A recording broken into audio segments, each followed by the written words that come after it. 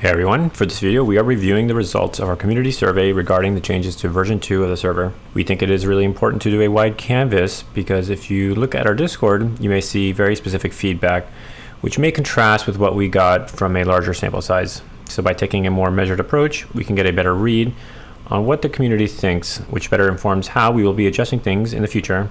We have a lot of changes and are hoping to reach version 2.1 by sometime in summer. If you are a developer and want to help, please let us know. While we can't reveal all the details of the future patch, I can give some flavor of what is to come in response to some of the polls, so let me know what you think in the comments below.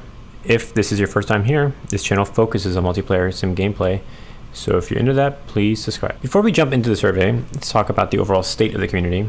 First, with the Discord. The Discord is very busy and has nearly 16,000 members, and the engagement rate ranges around from 12 to 40,000 messages per week. Additionally, and surprisingly, only about 1,300 users have been inactive in the last 30 days. This is a lot of activity. I do enjoy the Discord, but I do have to say that keeping an eye on it does take a surprising amount of time. While I try to stay apolitical in gaming communities, some people do want to pick up certain discussions, and clamping down on it is like trying to stop the ocean with your fingers. For context, the IL2 Finish Discord is around 6,000 members with 2 people on the moderating staff, or 1 staff member per 3,000 members.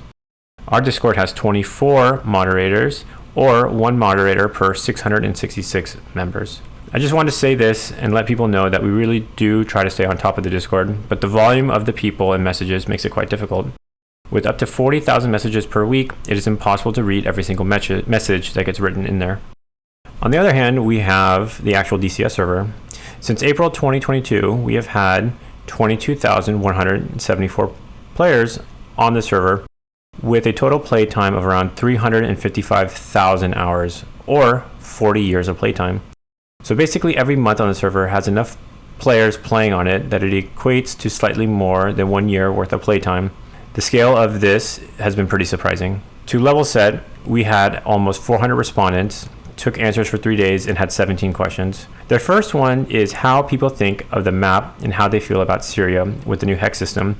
And we see here that the majority of players like the map, and the vast majority like the map or feel neutral about it, which is good. The next one looks at balance. Half of the players felt the map was balanced, while 38% felt that it skewed toward red, and the remaining thought it skewed toward blue. Just remember for these slides that if it skews right, then that means it is skewing red, and if it skews left, then that's for blue. We will now quickly go into the next few ones, which is our original Caucasus map, which most people also enjoyed. We also see that people felt that this map was more balanced. Because we ran into some DCS bugs around static objects and wanted to nail down some specifics about our code that we were trying to get our arms around, we did an additional version of Caucasus. This is the one that was least preferred by players out of all the 3. This map was experimental and something that helped us nail down some issues with our code and helped us trying to make things more manageable as we were dealing with a nasty DCS bug. Ironically though, this map is the one that people thought was the most balanced. In general, my reaction to this is that considering some major DCS bugs that hit us and some immediate needs that came up that comes with the campaign system, these numbers look pretty good to me. To me, the most glaring issue are the most strategic targets had to be changed from soft targets to hard targets. This impacted some planes who have a hard time killing the harder targets. As this bug is now gone, we will be working on undoing that change and adding softer targets back in. This will take time. Lastly, I do want to share a general message about our philosophy. We do want things to be balanced, but we also want things to be asymmetrical because that's interesting.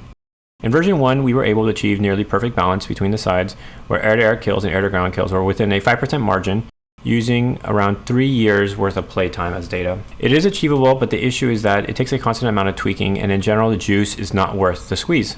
Keep in mind what we have to work with. The ground is shifting below us. Veteran players can decide to start playing the server, and their impact is disproportionate against average players. Plainly speaking, the player skill in this game is quite low. One person can easily have more impact than 30 other players. Additionally, DCS is constantly changing, and things like flat models or weapon parameters can change. As more planes get introduced to the game, we will see more blue planes. This means that we will need to tweak the scenario. We will be focusing less on the actual planes and more on the scenario in order to balance things. Next, we have the overall feel of ECW version 2, and we are happy to see that the majority of players like it, and the vast majority are neutral or enjoy it. Roughly only 11% of players did not like version 2. We see this in the next slide where only 11% of players think version 1 was better than version 2. In general, I think these are two very interesting slides, and for me highlights why it is good to take a larger canvas opinions instead of relying on just a Discord. Discord can be a noisy place, and a constant argument can be made by a few select people who can make it seem that there's a majority feeling of something, but these numbers paint a very different picture.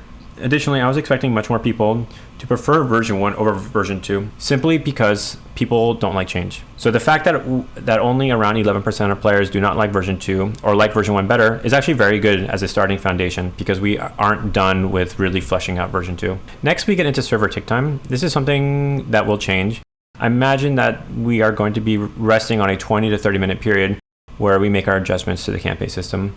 We will be giving more information to players to let them know what hexes have how many units, and then adjust spawns of units so they are in more obvious areas. So this will make it easier to find things and to recon them. Next, we get into sides. We see that the vast majority of players play both sides. For dedicated players to one side, we see that there are more dedicated red than blue players. The next one's a juicy one, and it's about the EWR question. We see that a very small fraction of people actually use Overlord. We are working on changing the entire EWR system entirely, and we are most likely going to be adding a line of sight feature. We think that this will make life much easier for aircraft that are doing air-to-ground work. So instead of having an ant trail going to the next immediate target, you'll be working more with a pitcher and can decide where you go. So this should help spread people out a little bit, and there should be less of a dog pile feeling. Next, we have the player distribution across other games. These numbers were not surprising to me, except the none number. I was expecting this number to be much smaller. I personally play a lot of different flight sims, and everyone else I know who plays flight sims also does the same. I don't really know any people that just exclusively play DCS. Next, we get into performance. This is one that I don't want to spend too much time on, because when version 2 released, there was a very nasty bug, and this is when that pull was taken. Performance has been much better since ED has fixed that crater bug. And if you don't know about it, when you strafe the ground, bullets made impact craters, and this caused permanent FPS loss. This bug is now gone. Now we go into player wishes for new modules. I thought this would be a fun question to ask. Most players seem pretty indecisive about this, and we're not sure what they wanted next. With that said, we get some interesting choices here. The Mig-23, while neat, I think would be a bit overkill for the scale of DCS. For me personally, I feel that the Su-17 and a Vietnam era Cobra would probably make for the best addition for the game, or at least the server.